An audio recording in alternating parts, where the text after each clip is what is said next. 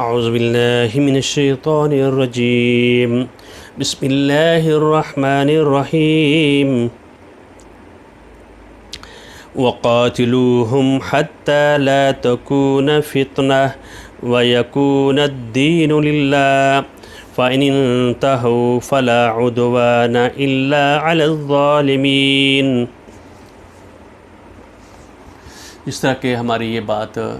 چل رہی ہے کہ ایک ایک آیت کا ہم ترجمہ پڑھنے کی کوشش کر رہے ہیں، اس کو سمجھنے کی بھی کوشش کر رہے ہیں کہ اللہ تعالی ہمیں اس کی سمجھ بھی دے۔ اور بتایا شروع میں جب مسلمان جو ہیں نبی اکرم صلی اللہ علیہ وآلہ وسلم کے اصحاب مکہ سے مدینہ چلے گئے، لوگوں نے مجبور کر دیا اور وہاں سے آنے کے نہیں دے رہے تھے۔ جب 6 ہجری کو واپس آنے کے لیے آپ نے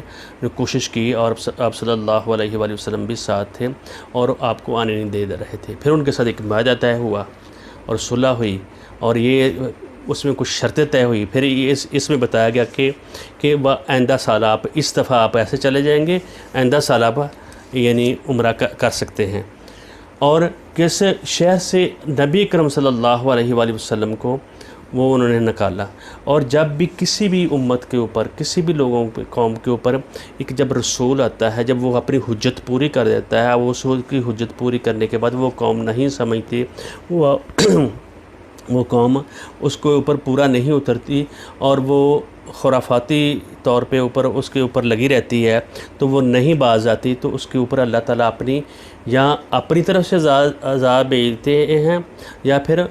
ان کے انسانوں کے جو مومن لوگ ہوتے ہیں ان کے ذریعے سے بھیجتے ہیں۔ تو پہلے ہماری یہ بات ہوئی تھی وَقَاتِلُوا فِي سَبِيلِ اللَّهِ الَّذِينَ يُقَاتِلُونَكُمْ وَلَا تَعْتَدُوا، ان سے لڑائی کرو، جھگڑا کرو، اور یہ تم نے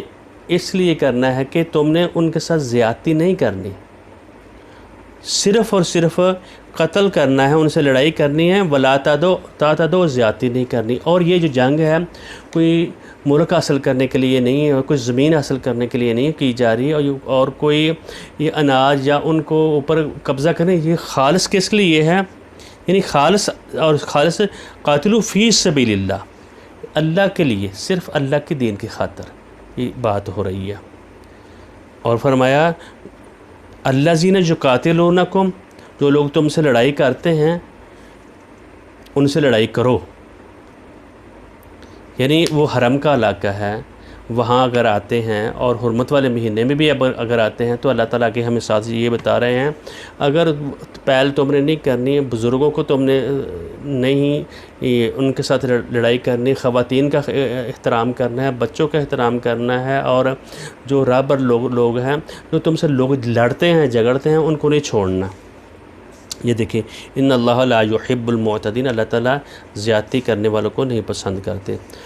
پھر آگے ساتھ فرمایا وَقْتُلُوهُمْ، اور ان سے لڑائی کرو، ان کو قتل کرو، حیث ثقفتموہم، جہاں سے تم ان کو پاؤ، وَأَخْرِجُوهُمْ مِنْ حیث أَخْرَجُوكُمْ، اور ان کو نکالو وہاں سے جہاں سے انہوں نے تم کو نکالا تھا۔ تم اپنی زمین کا آپ ہی خود قبضہ لو اور وہاں اللہ تعالیٰ کا یعنی فرمان جاری کرو۔ وَالْفِتْنَةُ أَشَدُّ مِنَ الْقَتْلِ، جو فتنہ ہے، جو فساد ہوتا ہے وہ قتل سے، لڑائی جھگڑے سے بھی جا سکتا ہے، جو برپا ہوتا ہے۔ اور اللہ تعالیٰ یہ ہمیں بتا رہے ہیں كَذَلِكَ جَزَاءُ الْكَافِرِينَ، یہ کافروں کی یہی ان کے لیے بدلہ، یہی ان کا ہے، یعنی ان سے لڑائی کرو اگر وہ تم سے لڑائی کریں گے، ورنہ تم لڑائی پہل نہیں کرنی۔ فَإِنِ انتهوا فَإِنَّ اللَّهَ غَفُورٌ رحیم، اگر وہ باز آ جاتے ہیں تو اللہ تعالیٰ معاف کرنے والے ہیں۔ وَقَاتِلُوهُمْ حَتَّى لَا تَكُونَ فِتْنَةً، پھر لڑائی اتنی تم نے کرنی ہے کہ فتنہ وہاں نہ رہے، امن ہی امن ہو، اور امن والا شہر بنے۔ اللہ تعالیٰ یہ چاہتے تھے عرب میں یہ جو علاقہ ہے یہ اس میں امن ہو جائے۔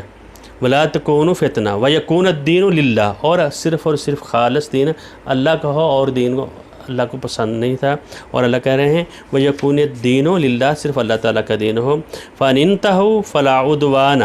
إِلَّا عَلَى الظَّالِمِينَ، اگر وہ باز آ جاتے ہیں تو پھر ان کے اوپر ان سے کچھ نہیں کرنا، ان کو رعایت دے دینی ہے، اور یہ صرف اور صرف کن کے لیے ہے؟